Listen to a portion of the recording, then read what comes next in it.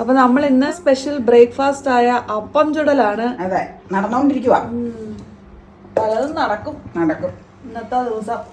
അതൊക്കെ നടക്കും, പക്ഷെ സിമ്പിളാ. ഉദ്ദേശിക്കുന്ന പോലെ ഒരുപാട് ഐറ്റം ഒന്നും ഇല്ല കേട്ടോ. വളരെ ലളിതമായ കഴിക്കാൻ ആവശ്യത്തിനുള്ള സാധനങ്ങൾ ഞങ്ങൾക്ക് കഴിക്കാൻ കേട്ടോ. ഈ പലർക്കും പല രീതിയിലാ. ചിലര് നമ്മൾ അങ്ങനെ പറയാൻ പാടില്ല കേട്ടോ.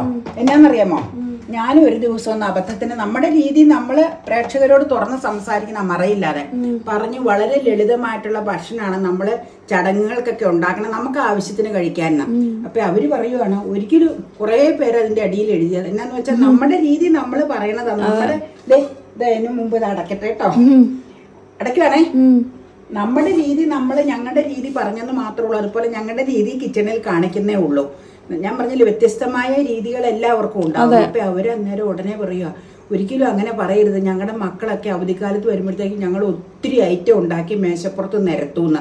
ശരിയായിരിക്കും, പുറത്തുനിന്നൊക്കെ ഉള്ളവർ വരുമ്പോ അവരെയും ചക്കയും ഇങ്ങനെയൊക്കെ വരട്ടിയൊക്കെ സൂക്ഷിച്ച് അതൊക്കെ കറക്റ്റ് ആയിരിക്കും പറഞ്ഞത്. പക്ഷെ ഞങ്ങൾ ഞങ്ങളുടെ കാര്യം ഷെയർ ചെയ്തതാണ്. അല്ല, കൂടുതൽ മെമ്പേഴ്സ് ഉള്ളവര് കൂടുതൽ ഉണ്ടാക്കേണ്ടി വരും. പിന്നെ വേറെ നമുക്ക് കുറച്ച് മെമ്പേഴ്സ് ഉള്ളതുകൊണ്ട് നമ്മൾ കുറച്ചുണ്ടാക്കും. രണ്ട് കാരണമുണ്ട്. ഈ പുറത്ത് കൂടെ മക്കളൊന്നും താമസിക്കുന്നില്ലെങ്കിൽ അവര് വെക്കേഷൻ ടൈമുകളിലായിരിക്കും വിസിറ്റിന് തന്നെ. അന്നേരം ഒരുപാട് ഐറ്റം നമ്മൾ സൂക്ഷിച്ചു വെക്കും, ഉണ്ടാക്കി ഫ്രിഡ്ജിലും ഒക്കെ നമ്മൾ വെക്കൂലേ.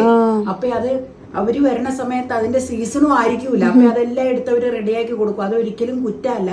ഞങ്ങള് ഇവിടെ ഉള്ളവർക്ക് വേണ്ടി ഞങ്ങൾ പാചകം ചെയ്യുന്ന കാര്യമാണ് പറഞ്ഞതും ഞങ്ങൾ കഴിക്കുന്ന രീതിയും പറഞ്ഞതുകൊണ്ട്. അത് ഞാൻ വേറൊരു വീഡിയോയിൽ പറഞ്ഞിട്ടുണ്ട്. ഇനിയിപ്പൊ ഇത് നമ്മൾ ആവശ്യത്തിന് ഉണ്ടാക്കുന്നു എന്ന് പറയുമ്പോൾ വീണ്ടും അതിന് ചിലപ്പോൾ ഇത് വരുമായിരിക്കും. അതുകൊണ്ട് ഞാൻ പറഞ്ഞ കേട്ടോ ജസ്റ്റ്.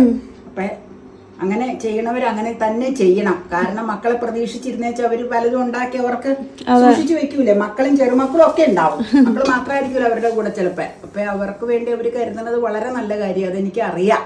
അപ്പൊ ഞങ്ങൾ ഇവിടെ ചെയ്യണ കാര്യം പറഞ്ഞതേ ഉള്ളൂ.